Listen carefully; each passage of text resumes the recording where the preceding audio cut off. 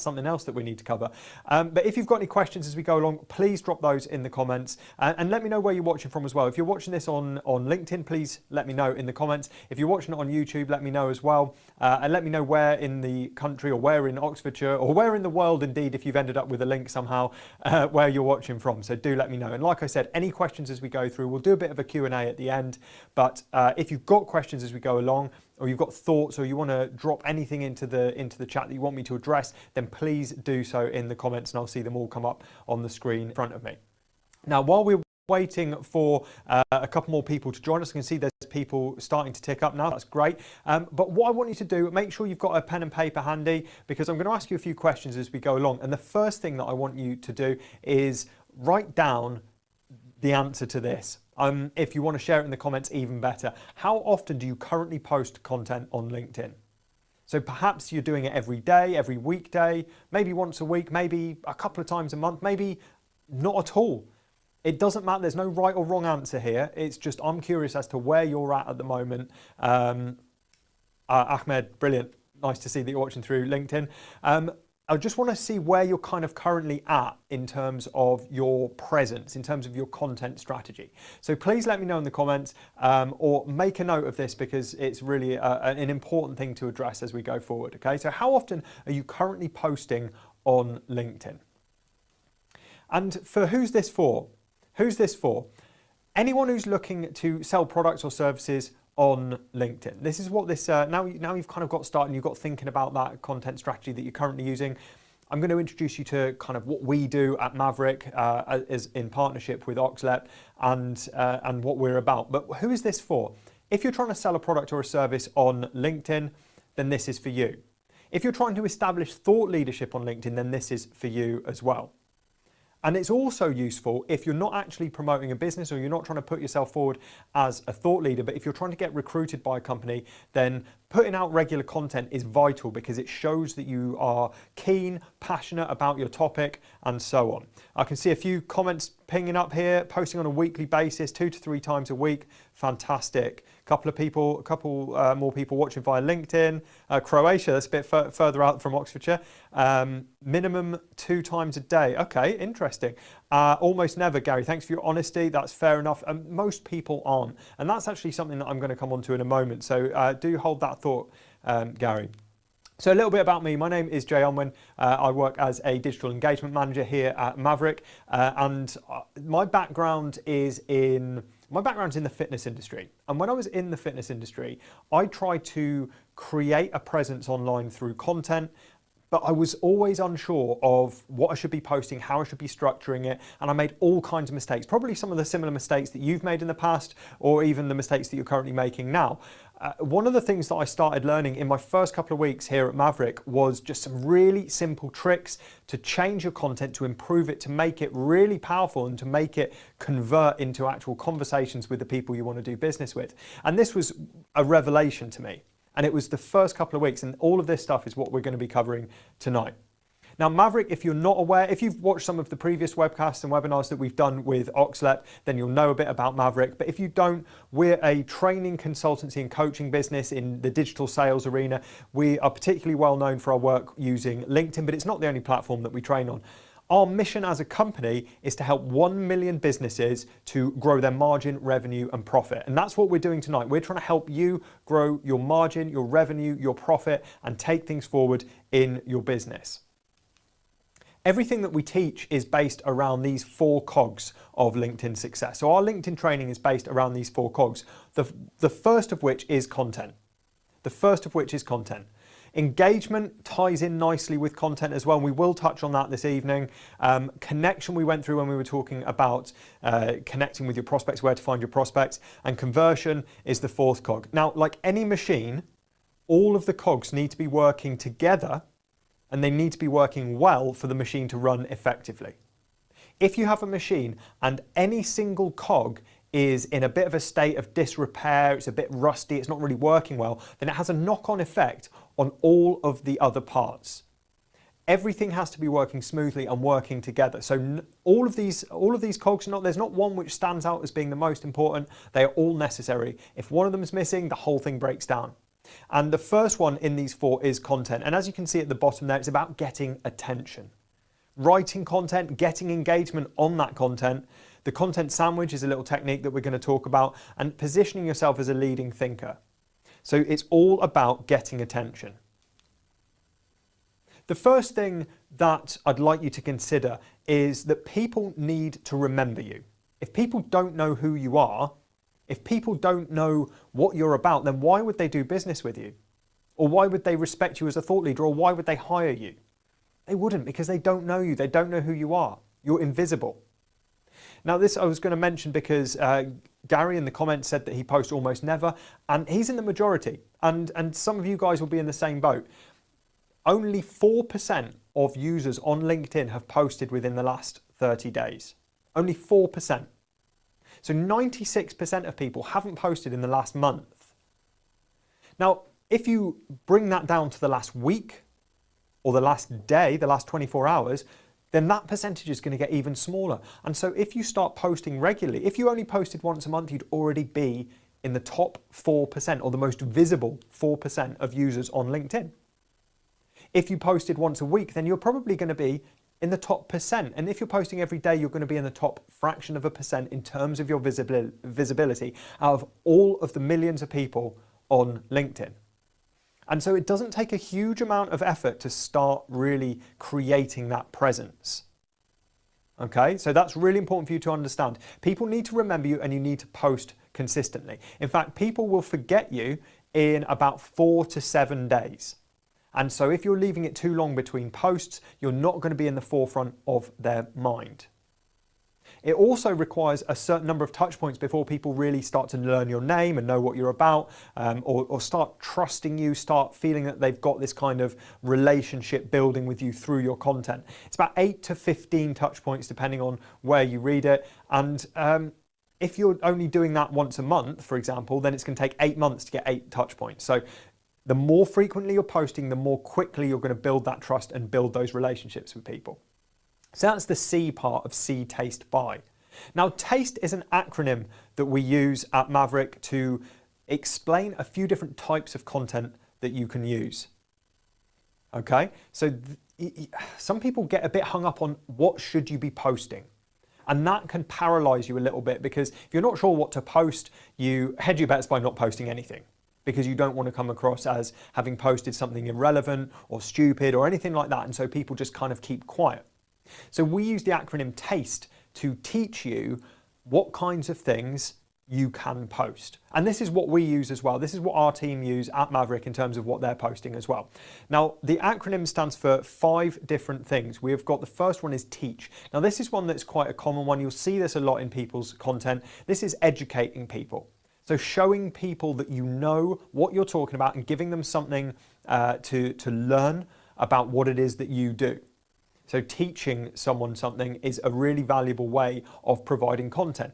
Now the next step there is actionable. So actionable advice, the A in TASTE. This is like a step on from educate. It's not just giving people information, it's giving people specific things that they can do. So it could be 3 tips to achieve a certain goal, or it could be 5 ideas for something. There's lots of different ways of doing it, but it's broken down into a very actionable thing to give your prospects a quick win so that they go, brilliant, that person knows exactly what they're talking about. They know how to solve my problems. They've proved it, and I want to go back and find out more. The key thing with actionable advice is don't give away every single thing that you do, because of course you need to sell your product or your service. But sometimes your service will be the done for you approach, whereas you can give people the information of how to do it themselves. They go away, they try it, they decide, actually, you know what, I don't want to do this myself. It's great, but it's not something I want to spend my time doing. I'm going to go back to the person who taught me that, who gave me that advice, and I'm going to get them to do it for me because they've already proved themselves. Okay, so have a think about what it is that you're offering and make sure it ties in with that and you're not giving away all the secrets in free content, but make sure it does create that interest and that curiosity and bring people back to you. The third letter in TASTE, the S, solve pain. This is what we call twist the knife posts, and it requires you to really understand not only who it is that you're talking to, but what their pain points are. okay? Not just who you're talking to, like your ideal client avatar, your ideal client kind of personality that you put together so you know who it is you're talking to. Now, bear in mind, if you're not sure about that, that's one of the first things you need to get clear on is who do you help? Who do you help? But once you know that, once you know the demographic, once you know who it is that you're going to work with, which kind of businesses, which kind of people, then you need to understand what their pains are. What are they struggling with? Because what you offer and the solution you offer might not be on their radar, but their pain points are. They just want to know, can you solve that problem? Can you solve the challenge they're facing? An example that we sometimes use is SEO. So a lot of people don't know that they need SEO, or perhaps they've already got someone doing it. So search engine optimization, getting you up the search rankings on Google.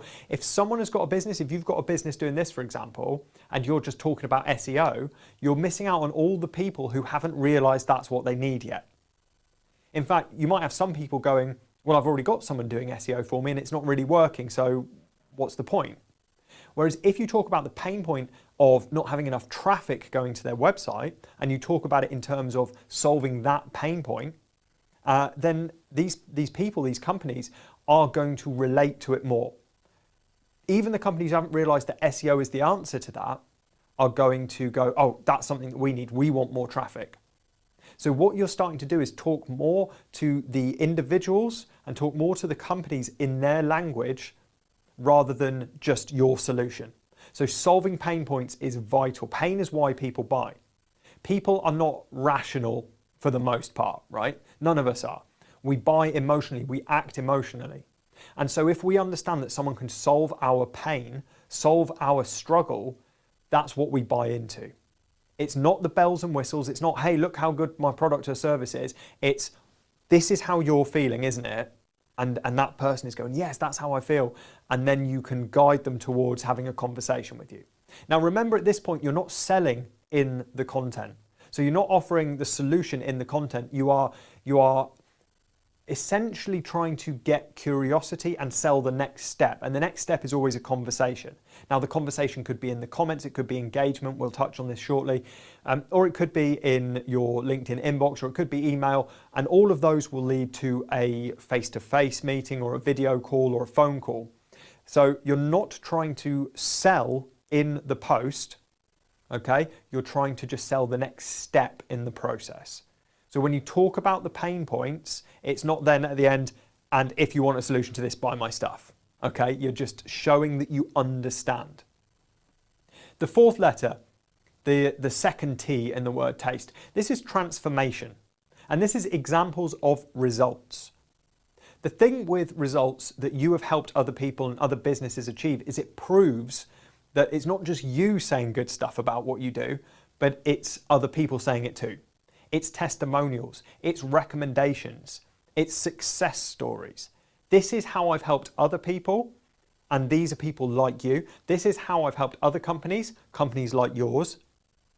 And that's that social proof that we need. It's why we look at reviews when we go and buy something off Amazon, or why we take recommendations from friends on what films to go and watch, or a new album that's come out, or anything like that. We take recommendations from people we trust. We take recommendations from other people who've had the experience that we want to have.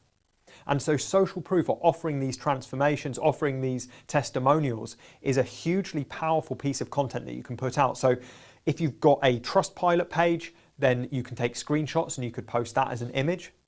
If you have got video testimonials, that's a fantastic way of doing things. If you've got reviews on Google or Facebook or anywhere else, recommendations on LinkedIn, you can screenshot those and post them as an image with some text that goes along with it and a little bit about the story and the person or the business that you worked with.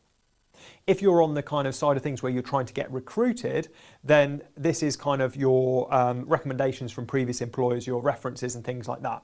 So anything which backs up what you're trying to say about yourself, anything which backs up what you're trying to say about your business, your product, your service, but is being said by other people or being proven by other people's results, is hugely powerful in terms of content that you can put out. If you're near the start of your business and you don't have these testimonials yet, then just remember to document them as you go along. So as they start coming in, or as you have your first clients coming through, ask them for recommendations, ask them for reviews and testimonials, because they are one of the most powerful things you can do. So if you haven't got them yet, just bear this in mind as you move forward. And the E in taste, experience you. A lot of people on LinkedIn have this hang up about it not being Facebook, and anything which isn't dry and business-like and stuffy and suit and tie, it's not for LinkedIn as a platform. It should be on Facebook or it should be on Instagram. And that is absolute rubbish. Okay? LinkedIn, yes, it's a professional networking platform, but it is still a social networking platform. And it does not matter whether you're selling B2C or B2B. It doesn't matter which, you're still going to be selling to people. The people, if you're selling in a business-to-business environment, there are still going to be individual people who decide whether to hire you or whether to buy your product or whether to contract in your service. And if those people don't know you and they don't like you and they don't trust you, it doesn't matter how good your product or service is. They need to get to know who you are and what you're about. If you meet someone in person in real life, in a networking scenario, whether it's business networking or it's an event which you happen to be networking at, you don't immediately go up to someone and just talk about your business. That's not what we bond over as humans. What we often bond over is family, where we've been on holiday, the music we like, films we've seen, sports. There's all kinds of things that we bond over as humans. We sometimes bond over work and kind of what we're doing in business and stuff like that, but usually that's only with other people in our industry, people who are interested in the same stuff as us, not so much people in other industries who we're trying to do business with. So remember, people want to get to know you. And so do share stuff about yourself and stuff about your life. And show your face in the post. This is something I'll mention later on in the webinar as well. People will engage more if your image is in the content and it's not just kind of stock images or it's not just text and things like that. People want to see you.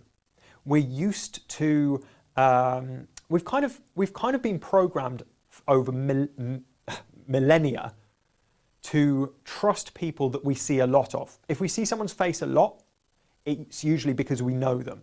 It's usually because we're friends with them.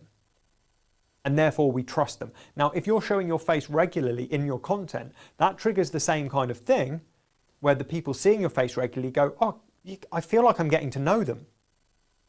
I feel like I know this person, I know about them. And it kind of tricks the brain into feeling like you're a friend.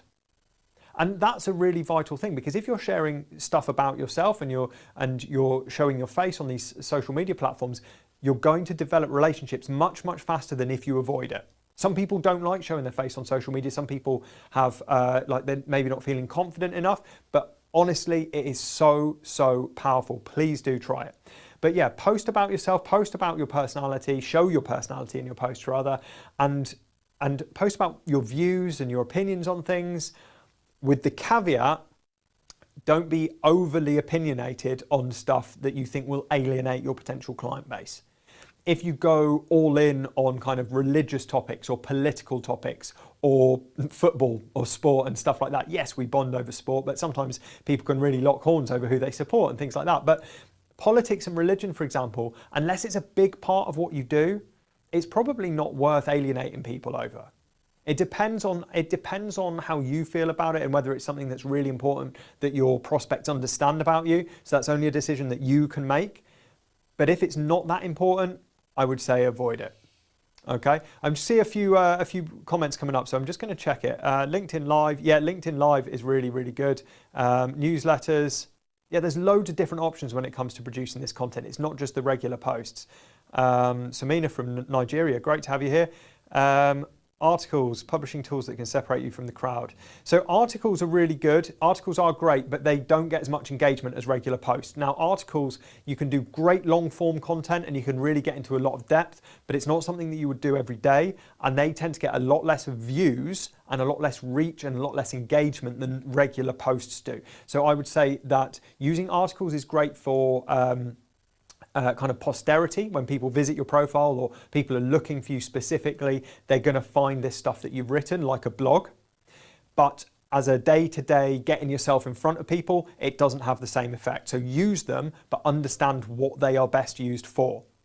In order to gauge who your client is, you have to gauge client, available public information, website, yep. Identify what point to pick that trigger client to take interest in listening to us. Okay, so one of the things that I would say to you about finding the right kind of clients and using that information to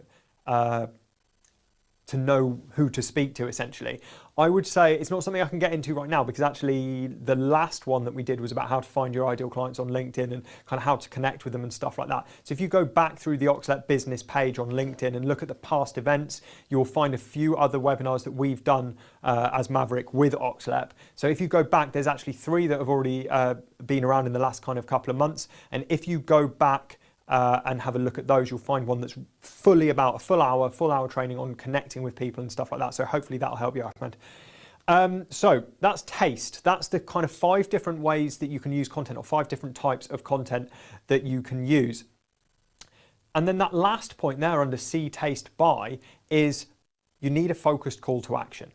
Now, your call to action doesn't have to be a kind of sales call to action. It doesn't have to be, if you want help, buy this, or hire me, or book a call. Book a call is a great call to action, but don't use it on every post. Sometimes your call to action could simply be asking for someone's opinion. What are your thoughts? Let me know in the comments. That kind of thing, because you're giving an instruction, and your prospects are getting used to following your instructions, and they're getting used to following your call to action at the end. So if you're saying, hey, I saw this really interesting story, and what I'm going to do is I'm going to share this story, I'm going to add my own opinions to it and say, these are my thoughts on it. What do you think? What's your opinion of this story? And you can generate a discussion in the comments, and that's your call to action. As an aside, sharing news stories from a kind of big mainstream news source like the BBC or the Guardian or Sky News or anything like that, that's very, very powerful. It gets a lot of reach at the moment, so that's worth making a note of. If you're stuck for something to post, share a news article, add your spin on it, add your ideas, your thoughts, your opinions, and then ask for opinions. And you will find that you get quite a lot of reach and quite a lot of engagement from doing that. Don't, however, share something from a news site which has a paywall. So, for example, the Telegraph has a paywall. You can't view the full story unless you have a subscription to their website. So use ones which are free, such as BBC, Sky, Guardian, or wherever. But check the site first. There's plenty of free versions out there. So, like at the bottom there, the goal on LinkedIn is to create conversations with interested buyers. This point here is all about generating that first bit of curiosity, where you're getting in front of people and they go, oh, I want to go and look at this person's profile. And then when they come to your profile, they can see more of what you're about. And if you missed the profile optimization one, again, go onto LinkedIn, go to the Oxlet business page, look at the past events and find the Optimize Your LinkedIn Profile webinar and watch that, so you can make sure that your profile does the job of a social selling landing page when people have seen your content and they want more. Okay, so that works, like I said, 4 cogs, they're all working together. Now, what I'm going to go through now is how to actually structure a really good quality LinkedIn post. The example I'm going to use is one of Terry Heath's posts. Terry Heath is our managing director here at Maverick, and I'm going to go through 4 things: the structure, the stopping power, the staying power, and the engagement. And this is a post that Terry put up a little while back. It had 17,000 views, so pretty decent reach. Not viral, so it's not millions, it's not hundreds of thousands or you know, tens of millions or anything like that. But it is a reasonably good number. It's a very good number of people who've seen this post. Okay, as you can see, it was quite engaging as well. 95 reactions, 56 comments. And what we're going to look at is how to use these 4 kind of factors to build a really good quality post. So the first thing we're going to look at is the structure. Is your content easy to read? That's the question you need to ask yourself. The worst thing you can do in terms of making it unreadable is big blocks of text, big paragraphs that aren't broken up into short lines. What you can see here that Terry's written, you can see that there's gaps in between the paragraphs, so there's line spaces, and each paragraph is short, is also broken up with bullet points and things like that. The reason this works is that if you've got big blocks of text, it's tricky for people to I guess tricky is not the word. People don't like to commit to reading these big blocks of text.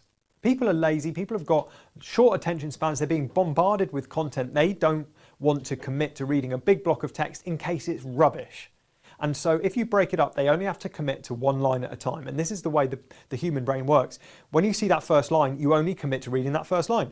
Do you want a slice of over £6 million generated by our clients? Right? You commit to reading that line. If you do want a slice of £6 million generated by our clients, then you carry on reading. And the next commitment is just the next line.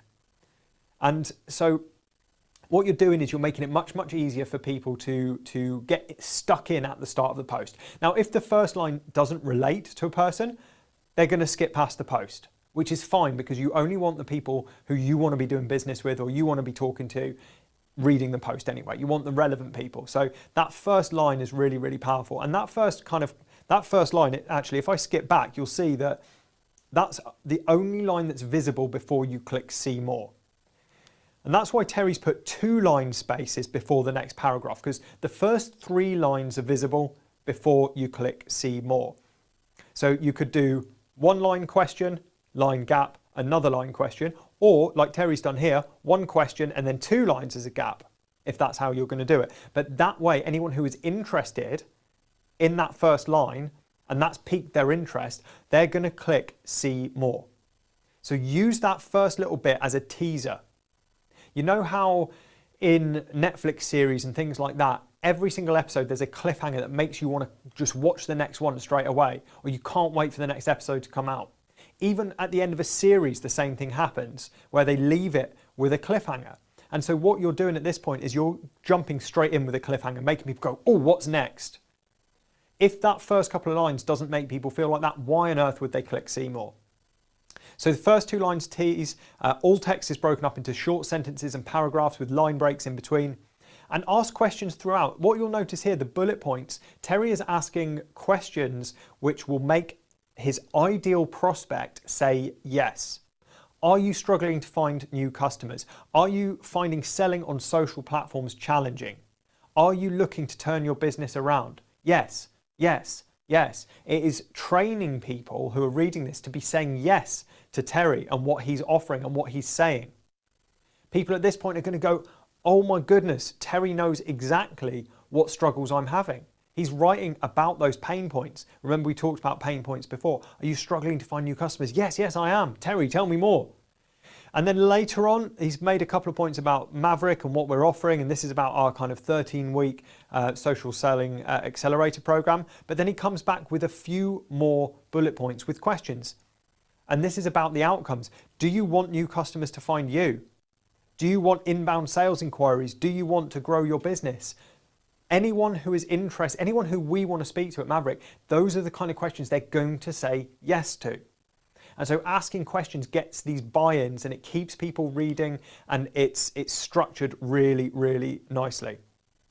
Remember to use taste. So with that, we're talking about those 5 different things that you can write about. You can teach, you can give actionable advice, you can use. So now, what's the S? Pain points, solving pain points. T, the second T there is about testimonials, and the E is about experiencing you. So remember to use all of those different things. This one is a pain point post in particular. This is the kind of the S in taste for solving pain.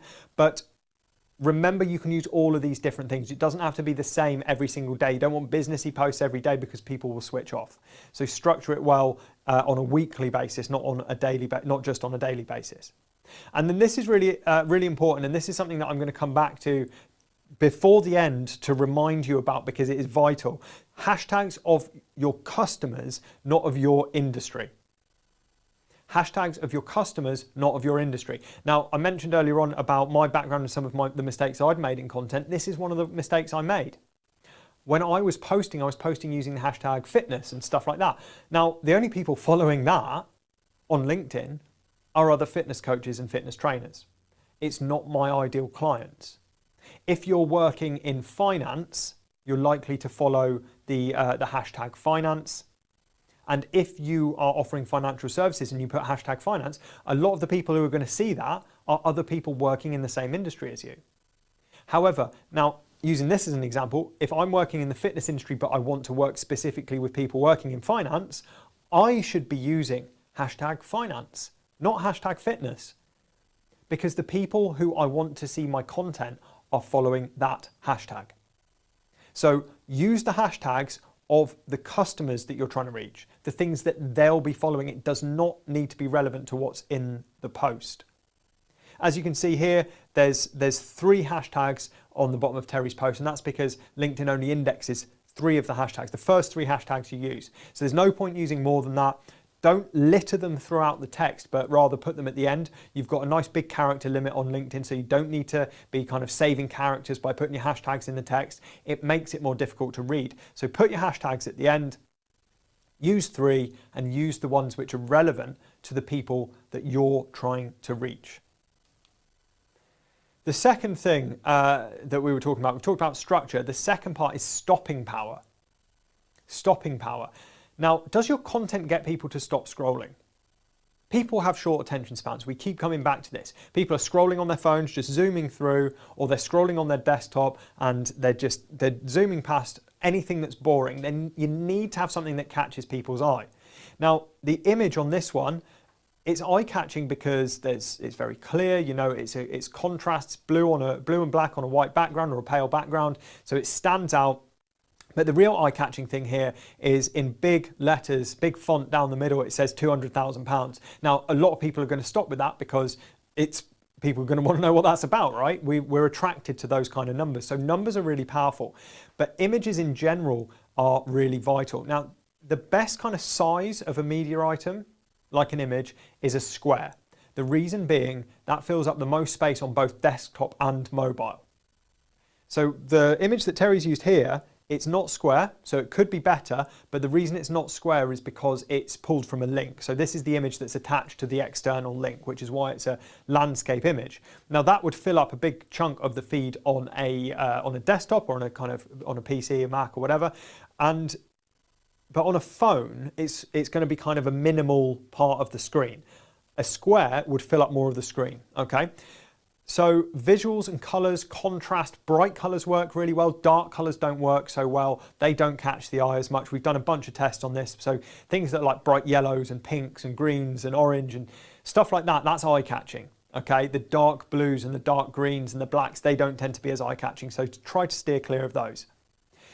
Use a cliffhanger or teaser in the first line or first couple of lines, as we've already mentioned in the structure thing, because what you're doing there is you're stopping people scrolling with the image, and then they're reading the first line or they're reading some of the text in the image, and then they're clicking see more. So that first line, that curiosity piece, that is part of the stopping power.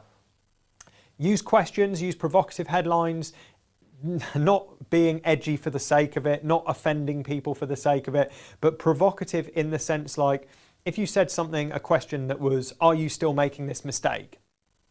That's a question and it's quite provocative because people are going to go, people are scared of making mistakes. People are worried that they're making mistakes. And if it was about content, let's use this as an example, are you still making this mistake with your content? Anyone who wants to improve their content is going to click see more. Are you still making this mistake with your fitness? Are you still making this mistake with your finances? Whatever it happens to be, that's the kind of example, all right? It's not the only question, but that's an example of something you can use that's going to get people interested. So use questions, use provocative headlines, and of course, you can use that in the image as well. So a bright background, picture of you in it as well, like we said, showing your face is powerful, and then some text, which is going to grab attention. But once we've got people to stop, we want them to stick around. And we want them to stick around for at least 3 seconds, because even if they're not that interested, if they've stuck around for 3 seconds, LinkedIn counts that as a view. So this is what we call dwell time. 3 seconds counts as a view. Now that view has to be in the feed. It's not if they visited your profile. But if someone just scrolls straight past and they're on your post for less than a second, that's not a view. So when we looked at this and Terry had got 17,000 plus views on this, those were views that were 3 seconds or more. Not just people who've happened to see it flash past while they're scrolling, okay? So you want people to stay for 3 seconds. And the reason for that is the more views you get, the more views you will get, okay? LinkedIn likes good content, and the way it judges good content is on a couple of things. One is the dwell time, and how long people are sticking around, how many people are sticking around, and the other is engagement. So if more people are looking at your post, LinkedIn is going to decide to show it to more people. So the more views you get, the more views you will get. So we want to get as many as possible with this. We want to get as many views. We want as many people sticking around for 3 seconds or more. Now, getting people to click see more is a really powerful way of doing this, because by the time they've clicked see more, that's a couple of seconds in and they've started reading. Okay, so that's why that first line is so vital. You don't just want a couple of lines and that's it. You want a longer form bit of content because you want people to stick around, and that makes people click see more. So that's really, really key. That's going to help people stick around.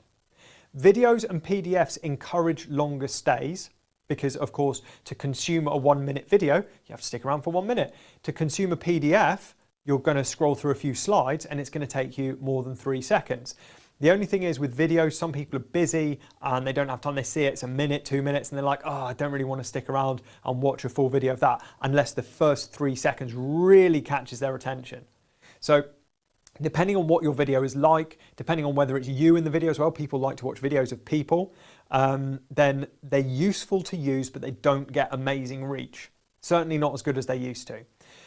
PDFs, however, are one of the best things you can use on LinkedIn in terms of getting reach, because people are sticking around for 3 seconds to look through the slides, and also they are very quick to consume compared to a video because people can flick through at their own pace. If you want to upload a PDF, you can upload it in the same way as you would upload an image. So when you write the post, along the bottom of that box, there's the option to add things, and one of them says add document or upload document. And you can add a PDF directly to this. Now again, Square works best. And if you did a PDF, for example, that has a cover tile, and let's use, for example, actionable tips from the taste menu. Actionable tips, let's say you were doing 5 tips or 5 ways to do X. First slide is the cover one, which says like the title in big bold letters, high contrast, bright colors. And the beautiful thing on LinkedIn with PDFs is you skip through them with an arrow button and scroll through the slides, much like you would scroll through a PowerPoint presentation or a kind of a multiple image on Instagram or something like that. You're not going externally. You don't have to download it. You literally just scroll through it. And it's I think it's the only platform that does it in this way, which is really, really powerful. Now, let's say that first slide is the eye-catching one with the title. There's some text in the post as well. And then there's 5 slides, each with 1 tip on them. Okay, each slide with 1 tip on it. Do this, don't do this. Real clear, real concise, not a lot to consume. And then the final page is a call to action. Like, if you enjoyed this, if you found this useful, please leave a comment. Or if you want more help with this, please book a call, or whatever it happens to be, but a call to action. So you've got the title plus 5 slides of advice and then 1 call to action. That's 7 slides. Nobody is getting through that in under 3 seconds. Right? Even if it was 1 second per slide, 7 seconds, that is a good quality dwell time. That is a good view, and that's going to count towards your reach and your engagement. Okay, so that's going to help get your post out in front of more people whilst providing great value to the people who need it. So PDFs are really, really powerful. And long copy, as we mentioned, encourages longer stays. If there's more there to read, then of course people are going to stick around and read it, as long as it's structured well and it's structured in the way that we talked about a few slides back. So you've broken it up and made it easy for people to consume, and you've made it interesting, you've made it useful, and you've put your personality into it, then long copy works best because people stick around. Engagement. Now, does your content ask for a response? Does your content ask for a response? Does it get a response? Does it start a conversation?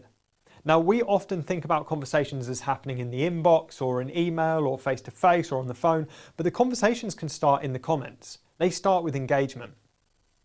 The more questions you ask, the more engagement you'll get, because you're asking for people's opinions, you're asking for people's thoughts. So make sure you're asking questions.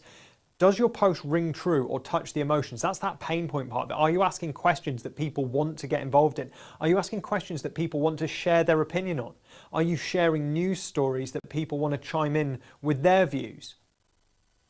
So think about what you're asking, think about whether you're touching certain points and certain emotions with the people you want to speak to, and whether that's going to encourage them to share their thoughts. But it is really key to understand that if you ask for a response, you're much more likely to get it. If you just share your opinions and leave it at that, even if someone wants to share their opinion, they may not, because it's not clear that that's what you're asking. Whereas if you add at the end, what do you think? Let me know in the comments. Something as simple as that. People go, okay, I'll leave a comment. People kind of are conditioned to follow instructions in that way. So use that to your advantage and ask those questions. Are you asking people to share their view? Because if not, you're missing a trick. And what you'll notice as well is that the more likes and comments you get, the more post views you will get, because this is the other way that LinkedIn decide whether your content is valuable or not. Now, LinkedIn is a content staffed platform, so you're already if you're putting yourself out there and you're doing content regularly, then you're already setting yourself apart. It's not like Facebook or Instagram where everyone's doing content and very few people are lurking. LinkedIn is mostly lurkers, so you're already doing that. But if you're getting lots of views, you're going to get more views. If you're getting lots of engagement, you're going to get more engagement. So you want to play that to your advantage. If you get lots of engagement in the first hour or two, then that's how LinkedIn decide that it's valuable. If you get lots of engagement, but it's not until 6 hours later, 10 hours later, 12 hours later, it's not going to have the same effect. So you want to try and get as much engagement in that first couple of hours as possible. 20 likes and comments is a real sweet spot to aim for, because then LinkedIn go, hey, this is valuable, let's push it out to more people. And then you'll start getting more engagement dripping through for the rest of the day, because LinkedIn have decided that that's something they're going to promote. All right, so make sure that you're getting as much engagement as possible, and the way you're going to do that, like I said, is by asking for it, essentially. The media that you can use, so people can spot stock photos. A lot of people use stock photos, but people can spot that now because we're conditioned to it. Lots of adverts use stock imagery, and it doesn't feel very personal. And if you see the same image used on various different businesses' websites, for example, or various different businesses' social media presences, it becomes very clear that everyone's using the same stock images. So it's much better to use real images of you, of your business, of your clients, of your products, of your services. So if you haven't got, we've all got cameras now, and we've all got cameras on our phones. We can take selfies, we can take photos of what we're doing, invest in getting some professional photos done. It's completely up to you, but people can spot stock images, so try not to use them. Use media that supports your point, of course. You want it to be relevant to the post at hand. Sometimes it's not completely relevant, but it's eye-catching, and you can use like a tenuous link that really kind of just stops people in their tracks. But ideally, if it's relevant, then that's gonna draw the right people in. Corporate-looking stuff gets ignored. Again, like stock images, if all of your posts look the same because they're branded in the same way, you may like it because it looks kind of congruent and it's always kind of on brand. But if they all look like that, someone else who's scrolling is just going to go, oh, that's another post from the same people. It's the same. The people will think it's the same post. They're not going to stop and read it again, even if it's a different post, because it looks the same. So avoid looking too corporate. Maybe on your company page, put some more corporate looking stuff up if you want, but on your personal page, just avoid it. It's not going to do you any favors at all. The more human you are in these visuals, the more visibility and the more engagement you'll get. People love human interest. People want to see what people are doing. Yes, we've already talked about it. It is a professional networking platform, but it's still people. It's still human beings. And the priority that LinkedIn have is connecting people, not people with companies. It's still social networking. So human visuals and human content gets way more visibility and way more engagement. Think of your content as real estate as well. So the more footfall your posts get, the more valuable it is. And that ties in with obviously what we were just saying about reach and engagement. The more views you get, the more views you get. The more valuable LinkedIn see it. The more footfall you get in terms of comments and likes, the more valuable your content becomes to LinkedIn, and therefore the more they will push it out there. LinkedIn's goal is to keep people viewing. They want people to stay on the platform, and they need good quality content, and so they're gonna love you basically, and the algorithm is gonna love you if you follow their game plan. So this last little bit at the bottom there, people can spot that corporate propaganda, so avoid that. Don't become a robot. Share your take, a bit about you, the value you bring, the problems you solve, but be human, be yourself, and start developing those relationships and building that curiosity. Another point about hashtags, I mean, we mentioned this, I said that I was going to come back to it because it is vital. Remember who you want to see your content. I saw Orlando posted this earlier on. You wouldn't want your to hashtag for your competitors can see it. So who do you want to see your content? Is it your competitors? Probably not. Is it your prospects? Probably is. Is it your colleagues? Again, probably not. And a lot of companies use a hashtag of their own company name. No one's following that. Nobody apart from people in your company. So why are you using it? It makes no sense. It's useless. So don't try and get your post in front of competitors and colleagues. Try and get it in front of your prospects. 3 hashtags for each post that you think your potential customers are following. You can search for your hashtags as well. So if you're not sure what to use, obviously you can have a little brainstorm, and then when you go onto LinkedIn in the search bar at the top, you can put a hashtag, whatever it happens to be, and click on the drop-down list that comes up, and you'll see how many people are following that hashtag. You might do one which 200 people are following. Not that great, not many people are going to see it. You want to be shooting for about 10,000 or above. Some of them have got millions. Hashtag business has got 3.3 million followers, I think, at the moment. So hashtag business is a good starting point if you want a big amount of reach, but it's just not very specific. And then you can go from there and use like a couple more specific ones off the back of that if you want.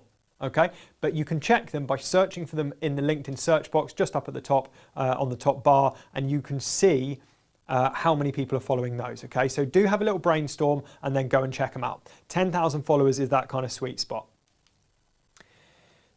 So views, 3 seconds. We touched on this already. Views from the feed only, mentioned that as well. 2 hours, yeah, been through all of this, but just make sure that you really do take that on board and you use it to your advantage. So views equals more views and engagement equals even more views. Okay, real simple stuff. So we're getting to the end now. I'm going to take questions in a minute. So while you're thinking of any questions you've got for me, you can bung the questions in the comments. I can see them coming up. Rhiannon, you're more than welcome. Really glad you found them useful. So any questions, any comments, anything like that, bung them in the chat, bung them in the comments so that I can see them. And while you're doing that, I'd like you to answer this little thing to see if you were listening. Now, even I got confused to this one in the middle, but hopefully you've got your notes in front of you. I couldn't remember half of these letters, but what does TASTE stand for? There's 5 things, 5 different types of content that I recommended about halfway through. What does TASTE stand for? Bung those in the comments as well, along with any questions you've got.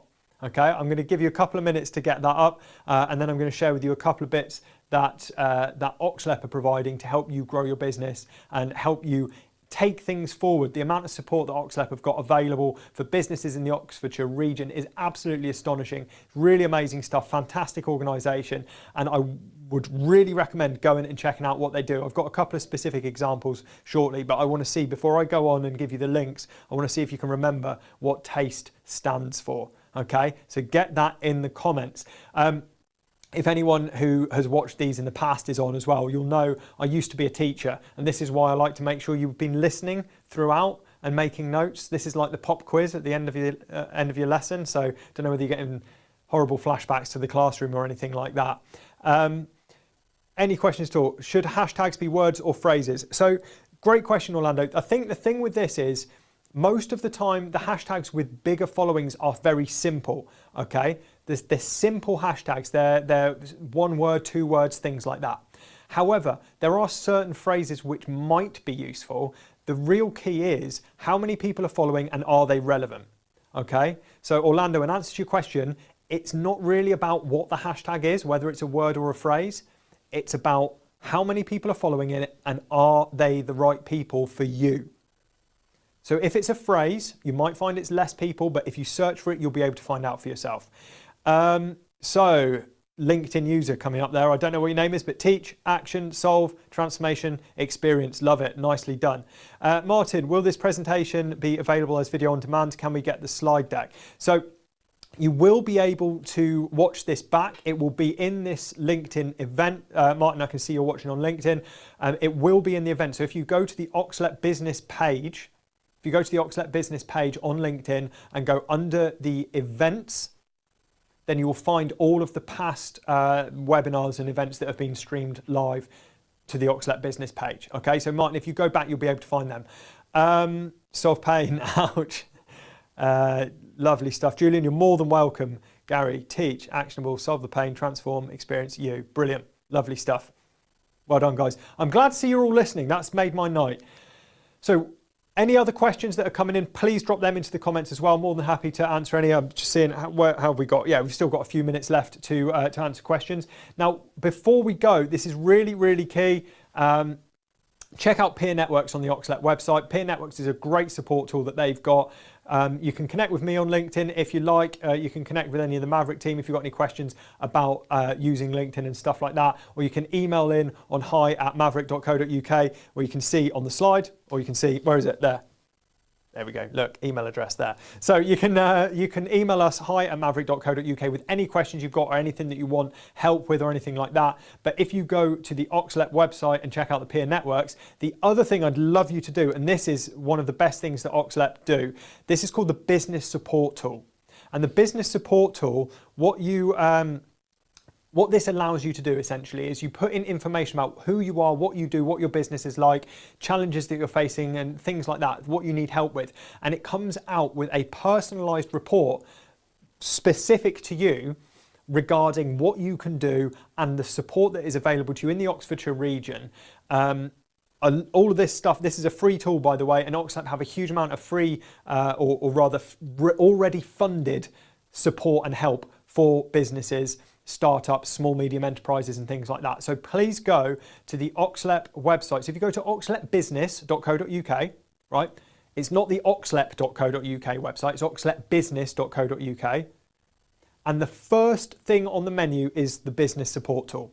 So oxletbusiness.co.uk, and the first thing on the menu is the business support tool, or just Google Oxlet business support tool and you'll find it. It's really, really, really good. Frederick, just look there, but it seems that just a few are available to watch again. Yeah, so this is the fourth one. This is the fourth one, Frederick. So the other three will be up there, plus a couple of other things that Oxlet have done on their own without Maverick. So there's a few up there as well. You'll also be able to find them on the Maverick YouTube channel as well, which you'll recognize the kind of the style of and the kind of Oxlet branding for the Oxlet specific one. So if you go to the Maverick YouTube and you make sure you spell it the funky way that we spell it, Maverrik, then you'll find all the replays there as well for the Oxlet stuff. But there have only been 4, Frederick, so that's why there aren't many there yet. You're more than welcome, LinkedIn user. I'm not sure who that is who's popping up there, but you are absolutely more than welcome. Ahmed, brilliant. Glad you found it useful. Fantastic. Right, really glad that you're going to be following the channel. Anything that you need, and again, this is really key. This is not the end of the Maverick and Oxlet webinars. In 2 weeks' time, there is a really great one coming up. We're doing them every fortnight on Thursday night. In 2 weeks' time, it's the last one before we break for the summer, and then we're back in September, again on Thursday evenings from September the 8th or 9th. I can't remember which one's the Thursday.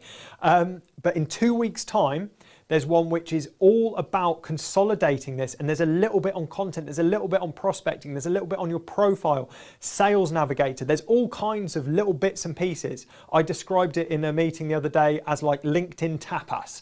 It's like little bits of everything, small plates. So if you haven't caught any of the other ones, in 2 weeks' time, and that's on the Oxlet business page as well. So if you go to Oxlet business and you look at the events, you'll see it in 2 weeks' time. It's called Grow Your Business on LinkedIn, and it's a little bit of everything. So please make sure you come along to that as well, and you'll get loads more value. So for anyone who's watching this, this is definitely useful. Cannot see the replay for most of them. If you go into the event, Frederick, the replay's in the event itself. As far as best practices, what would be the best time of day to publish posts? Great question, Orlando. Morning is really good. Anytime when people are not working is really good. So on the way to work, morning commute, 7 till 8 a.m. People are getting up, checking their phones, stuff like that.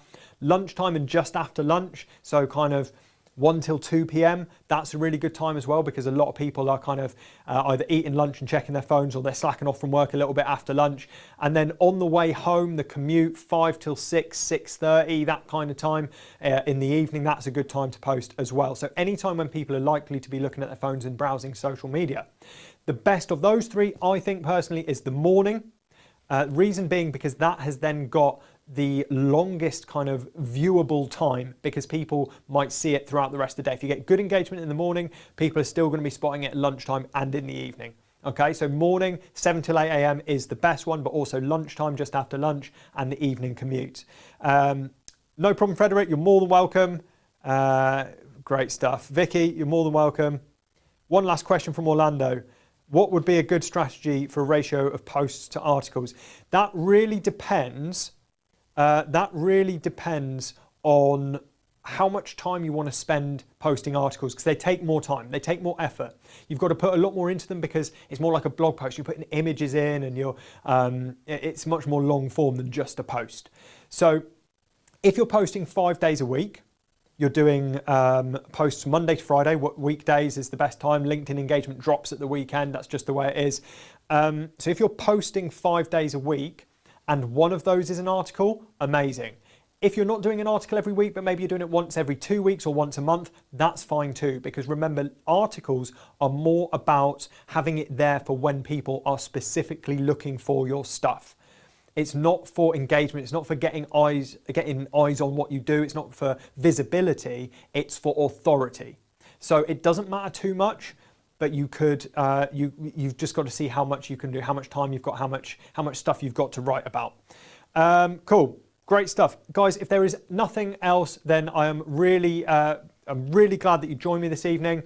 Really happy that you've got some great value from this. Now go out and implement it, because if you've learned stuff tonight and you don't implement it, nothing's going to change anyway. There's no point having a bunch of information you don't use, like having a garage full of Ferraris that you don't drive. All right, get in the driving seat, take action, make it happen, use these tips, go and use the business support tool that Oxlep have provided for you, and I wish you all the very best and all the success in your business.